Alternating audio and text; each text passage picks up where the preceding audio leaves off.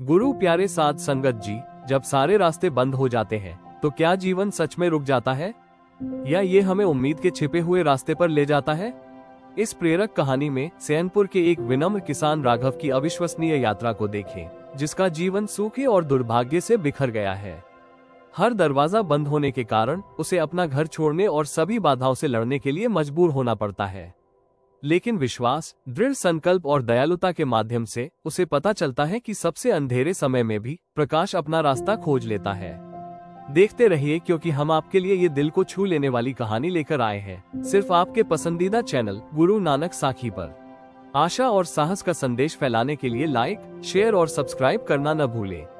चलिए यात्रा शुरू करते हैं। दोस्तों, सैनपुर के छोटे से गांव में हरे भरे खेतों और कोमल पहाड़ियों से घिरा राघव नाम का एक विनम्र किसान रहता था। वो सादगी पसंद व्यक्ति था। सुबह जल्दी उठता था, अपनी जमीन जोतता था और हर शाम भगवान शिव के मंदिर में प्रार्थना करता था। उसकी पत्नी मीरा एक समर्पित साथी थी और उनकी 10 वर्षीय बेटी गौरी उनके जीवन की रोशनी थी। सालों से राघव के खेत में इतनी फसल होती थी कि वह अपने परिवार का भरण पोषण कर सकता था। उसके द्वारा काटी गई फसल से उनके खाने पीने का सामान और मामूली आमदनी होती थी, जिससे उनकी जरूरतें पूरी होती थीं। हालांकि किस्मत को कुछ और ही मंजूर था।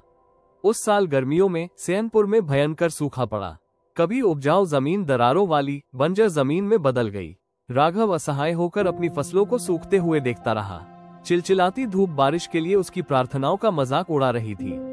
कभी संतुष्ट जीवन जीने वाले ग्रामीण अब हताश थे। उनके कुएं सूख रहे थे और उनके मवेशी कमजोर हो रहे थे। बाधाओं के बावजूद राघव ने हार मानने से इनकार कर दिया। भगवान शिव हमारी परीक्षा ले रहे हैं, उसने मुस्कुराते हुए मीरा से कहा। लेकिन उसके दिल में वो टूट रहा था। कई महीने बीत गए, सूखा जारी रहा। स्थानीय साहूकार धनीराम को राघव का कर्ज और भी भारी होता गया। हर बार धनीराम के पास जाने पर उसकी आवाज और भी खतरनाक होती गई। राघव, तुम्हारे पास 1 महीना है। अगर तुम मुझे पैसे नहीं चुकाओगे तो मैं तुम्हारी जमीन ले लूंगा, उसने व्यंग्य किया।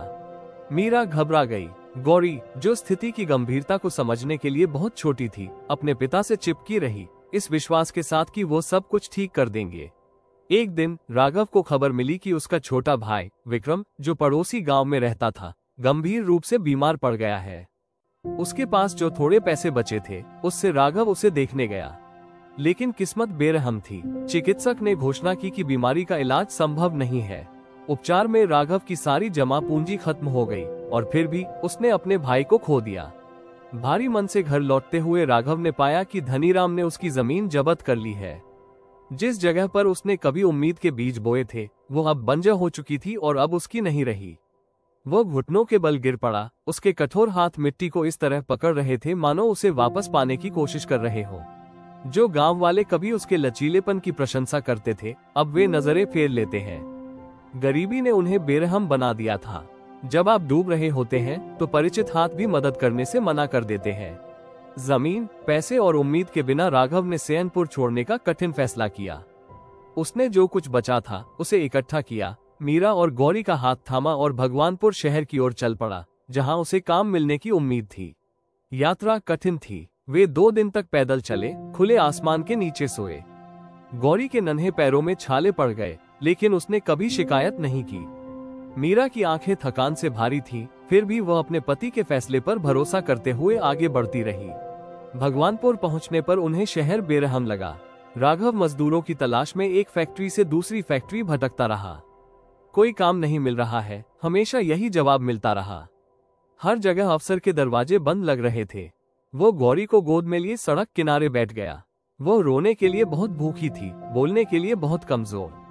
मीरा पास ही बैठी थी, उसका चेहरा निराशा से पीला पड़ गया था।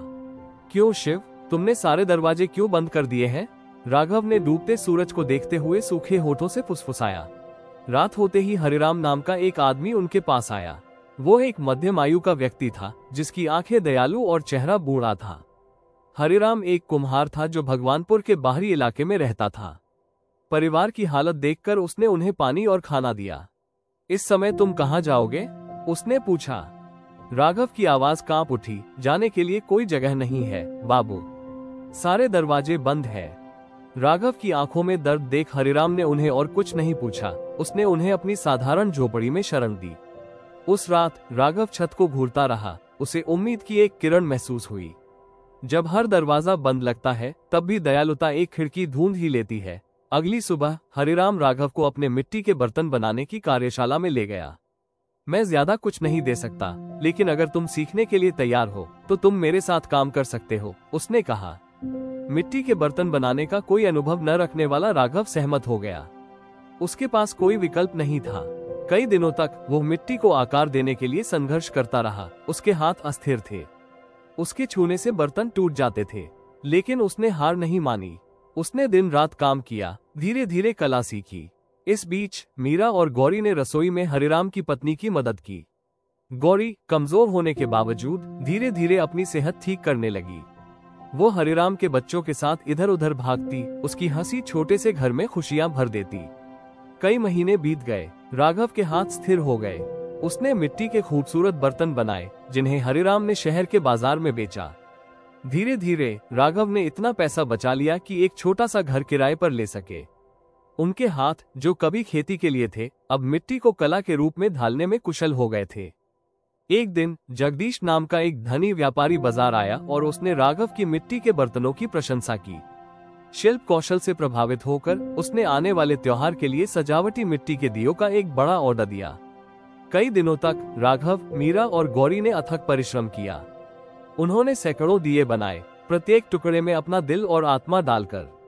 त्योहार के दिन जगदीश ने उन्हें एक अच्छी रकम दी। राघव ने आंसू भरी आंखों से अपने कांपते हाथों में पैसे पकड़े। वर्षों में पहली बार उसने महसूस किया कि उसके सीने से बेबसी का बोझ उतर गया है। उन्होंने जो पैसे कमाए, उनसे राघव ने भगवानपुर में जमीन का एक छोटा सा टुकड़ा खरीदा। उसने अपने परिवार के लिए एक साधारण सा घर बनाया। अब स्वस्थ और खुश गौरी ने अपनी पढ़ाई फिर से शुरू कर दी। राघव अब एक संघर्षशील किसान नहीं रहा, बल्कि गांव में एक सम्मानित कुम्हार बन गया। निराशा से आशा की ओर उसका सफर दूसरों के लिए प्रेरणा बन गया। एक शाम जब वो अपने घर के बाहर खड़ा था और गौरी को खेलता हुआ देख रहा था, तो उसने आसमान की ओर देखा और मुस्कुराया। शिव, तुमने कभी दरवाजा बंद नहीं किया, तुमने मुझे सिर्फ सही दरवाजे की ओर मोड़ा। हालांकि राघव की जिंदगी धीरे धीरे पटरी पर आ रही थी, लेकिन सैनपुर की यादें अभी भी उसे सता रही थीं। वो अक्सर अपनी खोई हुई जमीन और उन गांव वालों के बारे में सोचता था जिन्हें वो कभी अपना परिवार कहता था। विश्वासघात का दर्द और त्याग के निशान अभी भी उसके दिल में ताजा थे। एक दिन मिट्टी के दियों के एक बैच पर काम करते हुए उसने दो यात्रियों को सैनपुर के बारे में बात करते हुए सुना। एक आदमी ने कहा, पिछले साल सूखा खत्म हो गया था और जमीन फिर से उपजाऊ हो गई है। राघव के हाथ जम गए। उसका दिल उसकी छाती में धड़क रहा था। उसका घर, वो जगह जहां उसने अनगिनत बीज बोए थे, एक बार फिर जीवन से खिल उठा था। उस रात राघव मंद रोशनी वाली खिड़की के पास बैठा था, सितारों को घूर रहा था। मीरा ने उसकी खामोशी देखी और उसके पास बैठ गई। क्या तुम सैनपुर के बारे में सोच रहे हो? उसने धीरे से पूछा। राघव ने एक गहरी सांस ली। मैंने वहां सब कुछ खो दिया मीरा, हमारी जमीन, हमारी गरिमा। मैं कभी वापस कैसे आ सकता हूँ? मीरा ने उसका हाथ थामा और मुस्कुराई। कभी कभी जहाँ से सब कुछ शुरू हुआ था, वहाँ वापस लौटना ही ठीक होने का एकमात्र तरीका है। अगली सुबह राघव ने एक निर्णय लिया। मीरा और गौरी के साथ वो सैनपुर वापस जाने की यात्रा के लिए तैयार हो गया। हालांकि भगवानपुर में उनका जीवन स्थिर था, लेकिन उसकी जड़ों का खिंचाव इतना मजबूत था कि वह उसका विरोध नहीं कर सकता था। वापसी की यात्रा लंबी थी, लेकिन इस बार निराशा नहीं थी, केवल दृढ़ संकल्प था। जैसे ही उनकी गाड़ी सैनपुर में घुसी, राघव की आंखों में आंसू भर आए। गांव अब वो सूखाग्रस्त भूतहा शहर नहीं था जिसे वो पीछे छोड़ आया था। खेत हरे थे, कुएं भरे हुए थे और जीवन वापस आ गया था। हालांकि सब कुछ बदल नहीं गया था। साहूकार धनीराम अभी भी गांव पर पकड़ बनाए हुए था। उसकी संपत्ति बढ़ गई थी और उसका प्रभाव पहले से कहीं ज्यादा मजबूत हो गया था। जब राघव अपनी जमीन वापस खरीदने की उम्मीद में उसके पास गया, तो धनीराम ने मजाक उड़ाते हुए कहा, आह, भिखारी से कुम्हार बना व्यक्ति वापस आ गया। वो हंसा। राघव ने अपनी बात पर अड़ा रहा और शांति से सिक्कों से भरा एक भारी थैला मेज पर रख दिया। यही वो कीमत है जो तुमने मेरी जमीन पर लगाई थी, राघव ने दृढ़ता से कहा। धनीराम की आंखें चौड़ी हो गईं। उसने सिक्कों को देखा। उसे यकीन नहीं हो रहा था कि कभी बेसहारा रहा यह आदमी इतनी दौलत कमा सकता है। लेकिन लालच ने उसके अविश्वास पर काबू पा लिया। लालची मुस्कान के साथ वो जमीन वापस बेचने के लिए तैयार हो गया। ग्रामीण, जिन्होंने कभी राघव से मुंह मोड़ लिया था, अब विस्मय में थे। जिस आदमी को हमने तड़पने के लिए छोड़ दिया था, वो टूटा हुआ नहीं बल्कि और भी मजबूत होकर वापस आ गया है, वे फुसफुसाए। राघव ने बिना समय बर्बाद किए अगले ही दिन वो अपनी पुनः प्राप्त जमीन पर चला गया और घुटनों के बल बैठ गया। उसने अपने हाथों को मिट्टी में दबाया, धरती को अपनी उंगलियों से फिसलने दिया, एक बार फिर से जुड़ाव महसूस किया। उसने जो पैसे बचाए थे उनसे उसने बीज और खेती के उपकरण खरीदे। उसके लचीलेपन से प्रेरित होकर ग्रामीण मदद के लिए आगे आए। यहाँ तक कि जो लोग कभी उसकी मदद की गुहार को नजरअंदाज करते थे, वे भी अब उसके साथ खड़े हो गए, अपना श्रम और समर्थन देने लगे। मीरा ने भी अथक परिश्रम किया। वो खेतों की देखभाल करती और मजदूरों के लिए भोजन बनाती। गौरी, जो अब बड़ी और समझदार हो गई थी, अपने पिता के साथ खेतों में काम करने लगी। कभी छोटी और नाजुक लड़की में अब अपने पिता की आत्मा की शक्ति थी। कड़ी मेहनत के कई महीने बीत गए। खेत एक बार फिर सुनहरे गेहूं और लहलहाते चावल के पौधों से लहलहा उठे। फसल की कटाई को देखकर राघव की आंखों में आंसू आ गए। अपनी सफल फसल का जश्न मनाने के लिए गांव वालों ने एक भव्य उत्सव मनाने का फैसला किया। गांव के चौक को चमकीले लालटेन और गेंदे की मालाओं से सजाया गया था। ताजे पके हुए खाने की खुशबू हवा में भर गई और सड़कों पर हंसी की गूंज गूंज उठी। उत्सव के केंद्र में राघव का परिवार था।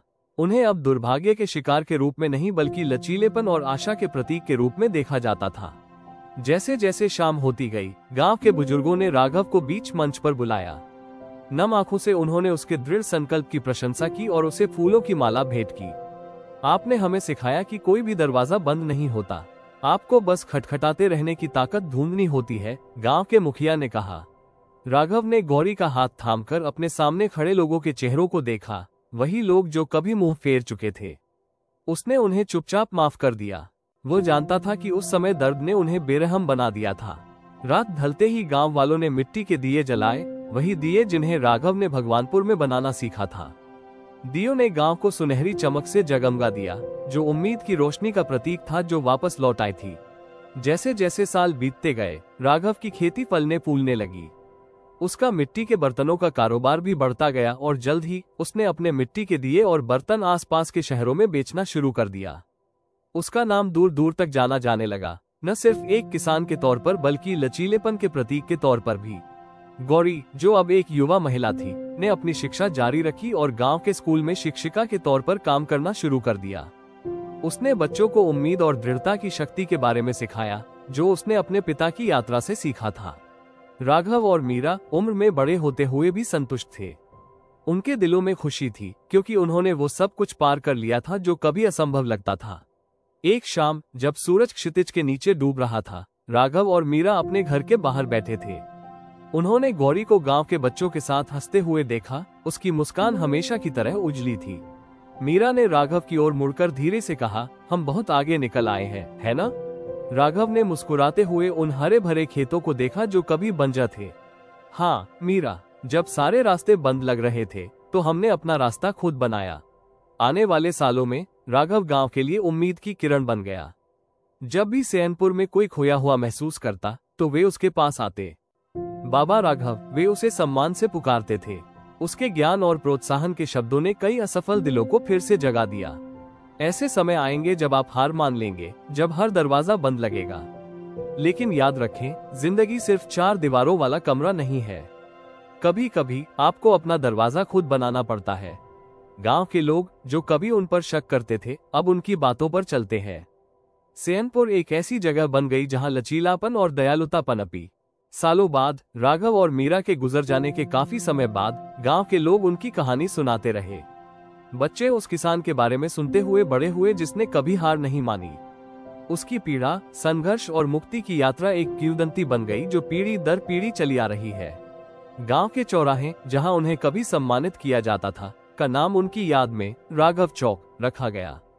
जिस खेत को उन्होंने फिर से हासिल किया था, उस पर एक पत्थर की पट्टिका लगी हुई थी जिस पर लिखा था, जहां सभी रास्ते बंद लग रहे थे, वहां उम्मीद ने अपना रास्ता खोज लिया। राघव की कहानी हमें याद दिलाती है कि जिंदगी अक्सर कुछ दरवाजे बंद करके नए दरवाजे खोलती है। जब सब कुछ बिखरता हुआ लगता है तो यह विश्वास, दृढ़ता और लचीलापन ही है जो हमें आगे बढ़ाता है। सबसे अंधेरे क्षणों में भी प्रकाश चमकने का रास्ता ढूंढ ही लेता है। चाहे हालात कितने भी निराशाजनक क्यों न लगे, अगर आप लंबे समय तक टिके रहेंगे तो अवसर के दरवाजे खुल जाएंगे, कभी कभी ऐसे तरीके से जिसकी आपने कभी उम्मीद नहीं की होगी।